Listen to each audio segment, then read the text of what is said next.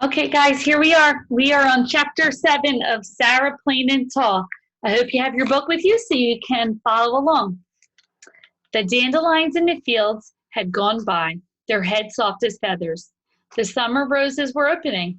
Our neighbors, Matthew and Maggie, came to help Papa plow up a new field for corn. Sarah stood with us on the porch, watching their wagon wind up the road, two horses pulling it and one tied in back. I remember the last time we had stood here alone, Caleb and I, waiting for Sarah. Sarah's hair was in thick braids that circled her head, wild daisies tucked here and there. Papa had picked them for her. Old Bess and Jack ran along the inside of the fence, whiskering at the new horses. Papa needs 5 horses for the big gang plow, Caleb told Sarah. Prairie grass is hard. Matthew and Maggie came with their 2 children and a sack full of chickens. Maggie emptied the sack into the yard, and 3 red banty chickens clucked and scattered.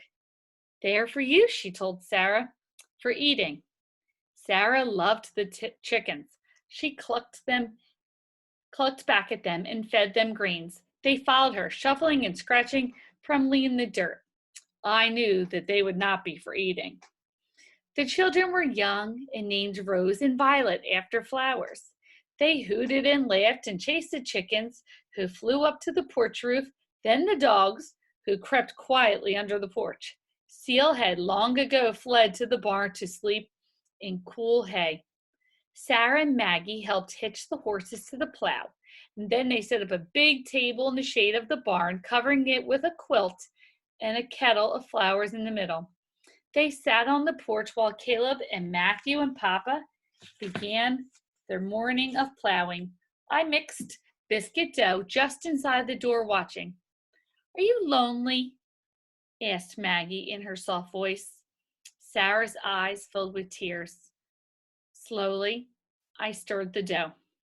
Maggie reached over and took Sarah's hand.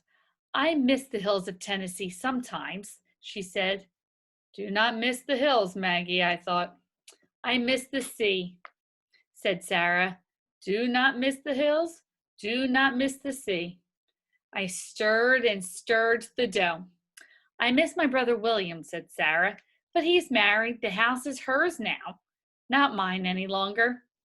There are 3 old aunts who are squawking together like crows at dawn. I miss them too. There are always things to miss, said Maggie, no matter where you are. I looked out and saw Papa and Matthew and Caleb working. Rose and Violet ran in the fields. I felt something brush my leg and looked down at Nick, wagging his tail. I would miss you, Nick, I whispered. I would. I knelt down and scratched his ears. I miss Mama. I nearly forgot, said Maggie on the porch. I have something more for you. I carried the bowl outside and watched Maggie lift a low wooden box out of the wagon. Plants, she said to Sarah, for your garden. My garden? Sarah bent down to touch the plants, zinnias and marigolds and wild feverfew, said Maggie. You must have a garden wherever you are. Sarah smiled. I had a garden in Maine with Delilah's and columbine and nasturtiums, the color of the sun when it sets. Obviously, I'm not very good with my flower names. I don't know if nasturtiums would grow here. Try, said Maggie. You must have a garden. We've planted the flowers by the porch, turning over the soil and patting it around them and watering. Lottie and Nick came to sniff, and the chickens walked in the dirt, leaving prints in the fields. The horses pulled the plow up and down under the hot summer sun. Maggie wiped her face, leaving a streak of dirt. Soon you can drive the wagon over to my house, and I'll give you more. I have Tansy. Sarah frowned. I've never driven a wagon. I can teach you, said Maggie. And so can Anna and Caleb and Jacob. Sarah turned to me. Can you, she asked.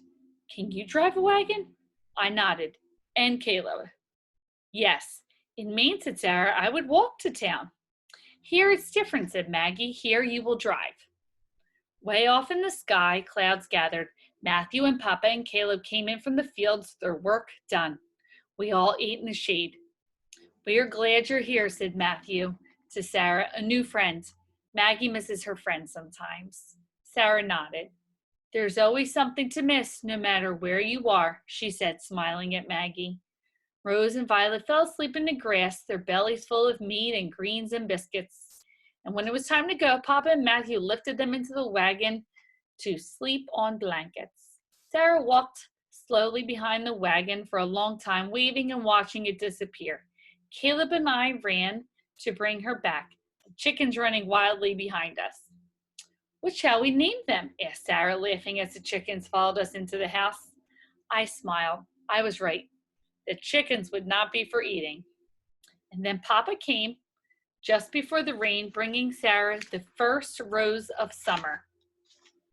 All right, boys and girls, so now you're going to go read chapter 8 and 9 by yourself, and then we're going to talk about the book on Thursday. Have a great day. Bye.